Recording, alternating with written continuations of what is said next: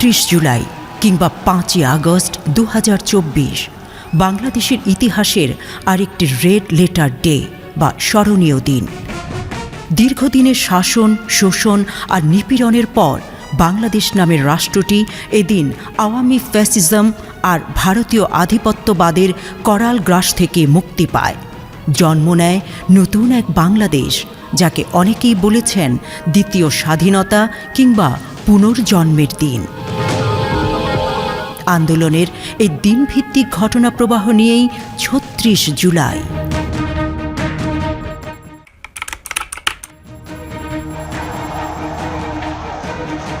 সময়ের সাথে সাথে জোরালো হতে থাকে শিক্ষার্থীদের আন্দোলন। ছাত্রদের প্রতি সাধারণ মানুষের পাশাপাশি রাজনৈতিক দলগুলোর সমর্থনও বাড়তে থাকে। ধীরে ধীরে অচল হতে শুরু করে দেশ। এদিন গুলশানে দলের চেয়ারপারসনের কার্যালয়ে আয়োজিত এক সংবাদ সম্মেলনে বিএনপি মহাসচিব মির্জা ফখরুল ইসলাম আলমগীর শিক্ষার্থীদের চলমান আন্দোলনকে যৌক্তিক দাবি আখ্যা দিয়ে এর প্রতি তাদের দলের সমর্থন জানান। তিনি বলেন, সাধারণ ছাত্র সমাজের কোটা সংস্কার আন্দোলনের ন্যায্য ও যৌক্তিক দাবি সমূহের সঙ্গে আমরা একমত। বর্তমানে অবৈধ অনির্বাচিত কর্তৃত্ববাদী সরকার বিচার বিভাগকে ব্যবহার করে, অর্থাৎ আদালতের ঘাড়ে বন্দুক রেখে তারা ছাত্র সমাজের ন্যায্য আন্দোলনকে দমানোর অপচেষ্টায় লিপ্ত রয়েছে। আমরা আশা করি সরকার সময় থাকতে ছাত্র সমাজের যৌক্তিক ও ন্যায্য দাবিসমূহ মেনে নেবে। শিক্ষার্থীরা এদিনও রাজধানী সহ দেশের প্রধান প্রধান মহাসড়ক অবরোধ করে বিক্ষোভ করে। ১ জুলাই থেকে কোটার বিরুদ্ধে যে আন্দোলন শুরু হয়, সেই আন্দোলনে সাধারণ শিক্ষার্থীরা সারা বাংলাদেশের ন্যায় বরিশালেও প্রতিটি শিক্ষা প্রতিষ্ঠান থেকে, যেমন বরিশাল বিশ্ববিদ্যালয়, ব্রজমোহন বিশ্ববিদ্যালয় college, Barishal college, Hatem Ali college, polytechnic institute, প্রতিটি শিক্ষা প্রতিষ্ঠান থেকে তারা এই কোটার বিরুদ্ধে মেধার বাংলাদেশ বিনির্মাণের জন্য দাবিতে রাস্তায় নেমে পড়ে। এবং আমরা যারা ছাত্র নেতা ছিলাম তারা সবাই সাধারণ শিক্ষার্থীদের পাশে থেকে এই আন্দোলনকে সফল করার জন্য আমাদের সকল পর্যায়ের নেতাকর্মীদের নিয়ে আমরা সাপোর্টিভভাবে পাশে ছিলাম। এরপরে ধারাবাহিকতায় যখন সরকার তাদের পেটোয়া বাহিনী দিয়ে এই আন্দোলনকে ভিন্ন খাতে প্রবাহিত করার জন্য বারংবার মুহুর্মুহু আক্রমণ করেছিল, তারই প্রতিবাদে যখন সকল পর্যায়ের মানুষ এবং সারা বাংলাদেশের সাধারণ জনগণ এটার বিরুদ্ধে আন্দোলনে নামে, তখন একটা পর্যায়ে বরিশালে আওয়ামী লীগের যারা নেতাকর্মী ছিলেন তারা সশস্ত্র হামলায় অবতীর্ণ হয় এবং বরিশাল বিএম কলেজের প্রাঙ্গণে, আপনারা দেখেছেন বরিশাল বিএম কলেজ প্রাঙ্গণে তারা ঢুকে হল এবং সাধারণ শিক্ষার্থী যারা ক্যাম্পাসে বিভিন্ন সময় পড়াশোনার জন্য বা সেমিনারের জন্য বা যারা শিক্ষার ব্যাপারে যারা যখন মিটিং করতো মাঠে বা ক্যাম্পাসের বিভিন্ন জায়গায়, তাদের উপরে অতর্কিত হামলা করে। এই হামলার প্রতিবাদে পরের দিন বিএম কলেজে আমরা অবস্থান নেই এবং বিএম কলেজের সাধারণ শিক্ষার্থীদেরকে নিয়ে ছাত্রলীগকে ক্যাম্পাস থেকে বিতাড়িত করা হয়। তবে প্রতিদিনকার মতো এদিনও আন্দোলনে অংশ নিতে বিভিন্ন স্থানে শিক্ষার্থীদের বাধা দেয় ছাত্রলীগ। আমরা মিছিল করি 6 তারিখ সকালে সকালে মিছিল করে আমরা মিছিল নিয়ে এই শাহবাগে আসি। শাহবাগে অবস্থান কর্মসূচি পালন করি। আমরা অবস্থান কর্মসূচি পালন করে আমরা হলে আসি। কিন্তু আসলে এই যে এত সহজভাবে বলছি, বিষয়গুলো এত সহজ ছিল না। আমাদেরকে অনেক বাধা বিপত্তি পার করেই প্রোগ্রামগুলো করতে হয়েছে। আপনাদের যদি বলি, আমি এখন অমর একুশ হলে আছি এবং আমি নিজেও একজন অমর একুশ হলের শিক্ষার্থী। তো তখনকার যে আসলে ছাত্রলীগের যে সন্ত্রাসীরা ছিল ক্যান্ডিডেট নামে, তারা হচ্ছে আমাদেরকে বিভিন্ন রকমের থ্রেট, বিভিন্ন রকমভাবে হ্যারাসমেন্ট করা। এই হল গেটের সামনে হচ্ছে তারা আমাদেরকে আটকিয়ে রাখে, মিছিলে যাইতে দেয় না। তারা আমাদেরকে বিভিন্নভাবে বিভিন্ন রকম কথা বলে।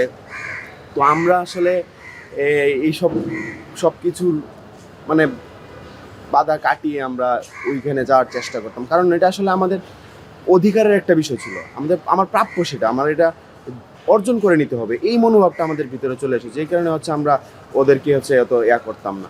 যেমন একটা কাহিনী বলি, মেবি হচ্ছে এটা 6 তারিখে প্রোগ্রামে যাওয়ার সময়। তো আমাদের হলে ছাত্রলীগের যে নেতারা ছিল, ওরা হচ্ছে এই কয়েকটা গ্রুপ হয়ে একটা গ্রুপ এখানে, একটা গ্রুপ গেস্ট রুমের সামনে, একটা গ্রুপ হচ্ছে আবার গেটের সামনে যায় তারা করে যে কাউকে কোনো মূল্যেই হল থেকে বের হইতে দিবে না। তো আমরা হচ্ছে এদিক থেকে বেরিয়ে যাওয়া এই এই আমার ডান পাশে হচ্ছে এশিয়াটিক সোসাইটি। তো এশিয়াটিক সোসাইটির যে ওয়ালটা আছে এটা হচ্ছে মোটামুটি একটু মানে টপকিয়ে যাওয়া যায়। তো ওই ওয়াল টপকিয়ে আমরা আমাদের ব্যাচমেটরা সবাই জুনিয়রদেরকে নিয়ে ওয়াল টপকিয়ে আমরা এই হল থেকে বের হয়ে যাই। কোটা ব্যবস্থা বাতিল করে 2018 সালে সরকারের জারি করা পরিপত্র পুনর্বহাল সহ 4 দাবিতে এদিন শনিবারও ঢাকা ও ঢাকার বাইরে সড়ক মহাসড়ক অবরোধ করে আন্দোলনরত শিক্ষার্থীরা। 6 তারিখ আবারও কর্মসূচি দিই শহরে। আমরা প্রথম দিকে এই 2 নাম্বার গেট যেটা বিপ্লব উদ্যানের পাশে ওইদিকে আমরা ব্লক করি।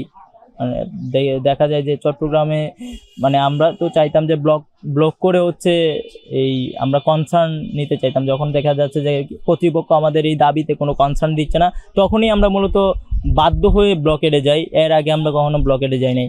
তো আমাদের মেইন প্লেসগুলোই ম্যাক্সিমাম টাইমে দেখা যেত যে এই চট্টগ্রামের 2 নাম্বার গেটই থাকতো। কারণ ঢাকায় যেমন অনেক বিশাল জায়গা আছে, বিভিন্ন মানে বড় বড় প্লেস আছে, এরকম চট্টগ্রামে আসলে বিশাল কোনো জায়গা কোথাও নাই যে বড় জমায়েত করা সম্ভব। তো আমরা ওইখানেই কর্মসূচি দিই। তো 6 তারিখ 7 তারিখ আমরা কর্মসূচি দিই।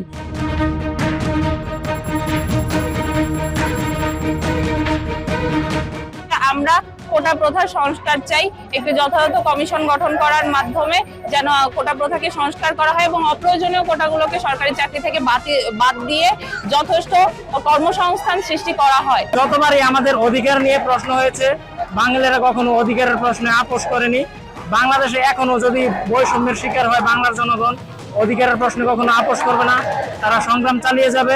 গত রবিবার আমাদের যে হাইকোর্টের শুনানি কথা ছিল সেটি কিন্তু শুনানি হয় নাই, অর্থাৎ সেই কোটা ব্যবস্থা সেটি কিন্তু আবার পুনর্বহাল করা হয়েছে।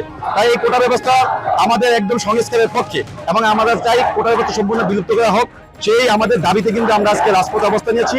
সম্পূর্ণ কোটায় আমরা বাংলার মাটি থেকে আজীবনের জন্য দূরে সরে চলে যেতে চাই, এরকমটাই আমাদের দাবির লক্ষ্য আছে।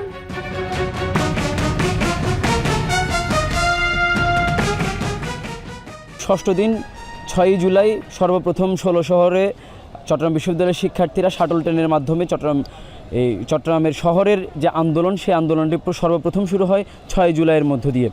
6 জুলাই পরবর্তী 5 আগস্ট পর্যন্ত চট্টগ্রাম শহরের যে আন্দোলনটি সেটি 16 শহরের মধ্য দিয়ে চট্টগ্রামের আন্দোলনটি কেন্দ্রীভূত হয় 16 শহরের এই প্রাঙ্গণে।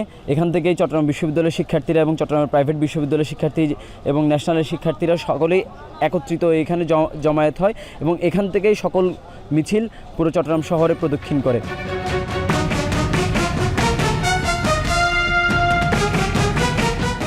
চট্টগ্রাম বিশ্ববিদ্যালয় যদি বলি, আমরা 5ই জুন চট্টগ্রাম বিশ্ববিদ্যালয়ে 5ই জুন থেকে আমাদের আন্দোলনটা শুরু হয়েছিল। চট্টগ্রাম বিশ্ববিদ্যালয় বুদ্ধিজীবী চত্বর থেকে আমাদের কয়েকজন শিক্ষার্থীরা বিভিন্ন প্রতিবাদের মাধ্যমে আমাদের এই আন্দোলনটা শুরু হয়। আমাদের যদি বলি, আমাদের রাসেল আহমেদ সে একটা প্রতীকী আন্দোলন করেছিলেন যে বিবাহিতদের কোটা চাই। সে যেহেতু বিবাহিত ছিল, এবং আমাদের সৈয়দ আহমেদ সিয়াম ছিল, তার একটা ছিল যে সে যেহেতু তার যদি মুক্তিযোদ্ধার নাতি বা পুতি কোনো কোটা নেই, এই ধরনের কোনো কোটা নেই, তাহলে সে কী করতে চাচ্ছে, সে মুক্তিযোদ্ধার কোনো নাতি বা পুতিকে বিয়ে করে এর মাধ্যমে কোটা চাচ্ছে। এরকম প্রতীকীভাবে আমাদের আন্দোলনটা শুরু হয়েছিল। বেলা 3:15টার দিকে ঢাকা বিশ্ববিদ্যালয় গ্রন্থাগারের সামনে থেকে মিছিল বের করেন শিক্ষার্থীরা। মিছিলটি ঢাকা বিশ্ববিদ্যালয়ের বিভিন্ন হল, ভিসি চত্বর, TSC, Bakshibazar, BUET, Palashi, Azimpur, Eden college, home economics college, Nilkhet মোড় ঘুরে পুনরায় রাজু ভাস্কর্য হয়ে বিকেল 4:30টায় শাহবাগে অবস্থান নেয়। শাহবাগে 1 ঘণ্টা অবরোধ শেষে বিকেল 5:30টায় নতুন কর্মসূচি ঘোষণা করেন আন্দোলনকারীরা। আন্দোলনে নেতৃত্ব দানকারী বৈষম্য বিরোধী ছাত্র আন্দোলনের সমন্বয়ক নাহিদ ইসলাম বলেন, শুধু শাহবাগে বসে থাকবো না, আমরা যে কর্মসূচিটি ঘোষণা করছি যে আগামীকাল বিকাল 3টা থেকে বাংলা ব্লকের কর্মসূচি ঘোষণা করা হলো। শুধু শাহবাগ মনে নয়, ঢাকা শহরের শাহবাগ, সাইসলেব, চানখারপুল, নীলক্ষেত, মতিঝিল, প্রতিটি পয়েন্টে পয়েন্টে কলেজ এবং বিশ্ববিদ্যালয়ের শিক্ষার্থীরা নেমে আসবেন এবং বাংলা পকেট কর্মসূচিকে সফল করবেন।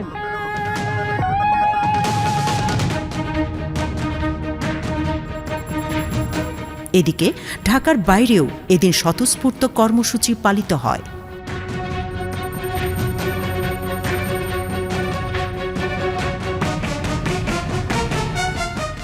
বাংলাদেশের ভিতরে ট্রেডিশনাল যেই আমরা দেখেছি যে আন্দোলন, এই মুভমেন্টগুলোতে একটা সিমিলার স্ট্রাকচার প্যাটার্ন লক্ষ্য করা গিয়েছিল এবং বাংলাদেশের মানুষকে সেই জিনিসটা আসলে টানতে পারছিল না।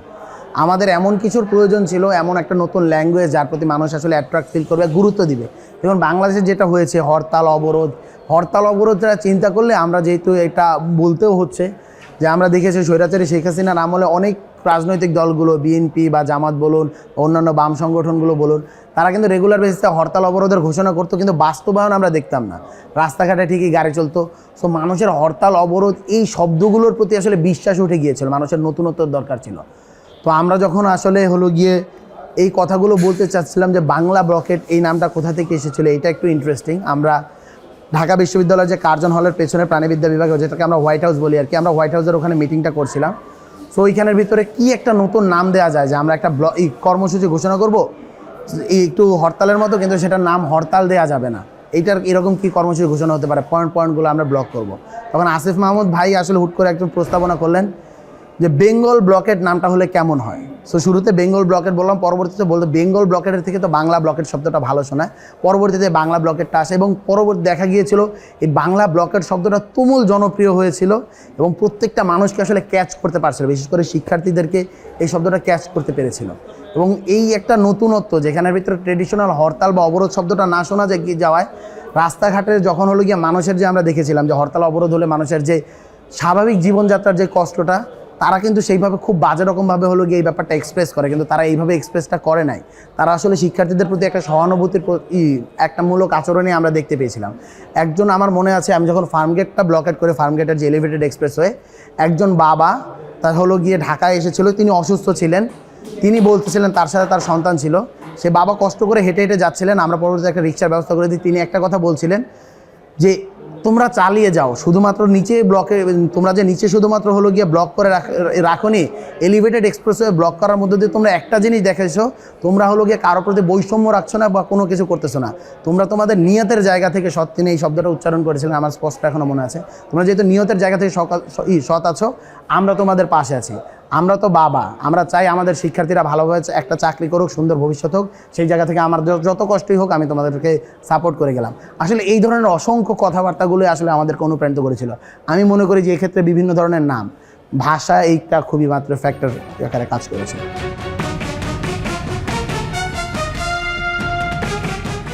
18 আন্দোলনে আমি ছিলাম, তাদের সাথে গিয়েছি, কিন্তু এই 24-এর যে আন্দোলনটা আমি সম্পর্কে জানতে পারি জুলাই 2 তারিখে। তা আমি ফিনান্স বিভাগের চেয়ারম্যান ছিলাম এবং সেই সময় চেয়ারম্যান থাকাকালীন আমি যখন জানতে পারি, আমি তখনই সিদ্ধান্ত নেই আমি শাহবাগে যাব। তো আমি শাহবাগে চলে যাই ছাত্রদেরকে দেখার জন্য। তো যখন আমি ঘুরে ঘুরে দেখছি ছাত্রদেরকে, যখন যার সাথে কথা বলছি, তো এমন সময় আমার একজন ছাত্র আমাকে দেখে ফেলার পরে পরবর্তী আমাকে বলেছে যে এখন যে উপদেষ্টা মাহফুজ, সেও আমাকে বলে স্যার আমি আপনাকে দেখেছি এবং আপনি যে এসেছেন সে রিকগনাইজ করতে পারে। তো আমার ছাত্র দেখে ফেলে, দেখার পরে ওরা আমাকে বলে যে আপনার সাথে ছবি তুলব। তো আমার আবার আরও এর মধ্যে 3-4 জন ছাত্র চলে আসে। তো তারা আমার সাথে একটা ছবি তুলে সেই ছবিটা আমাকে না বলেই তারা ফেসবুকে দিয়ে দেয়। পরবর্তীতে এই ছবিটা সারা বাংলাদেশের বৈষম্য আন্দোলনের ছাত্রছাত্রীরা এটা শেয়ার করে এবং প্রথম দিকে তো এই ছাত্রদের সাথে কোনো বিশ্ববিদ্যালয়ের শিক্ষক একাত্মতা ঘোষণা করেনি। সম্ভবত আমি প্রথম যে গিয়ে তাদের সাথে একাত্মতা ঘোষণা করি এবং এতে তারা অনুপ্রাণিত হয় এবং তখন তাদের ওই ছবিটাকে তারা ব্যবহার করেছে, তারা শেয়ার করতে থাকে তাদের অনুপ্রেরণার অংশ হিসাবে।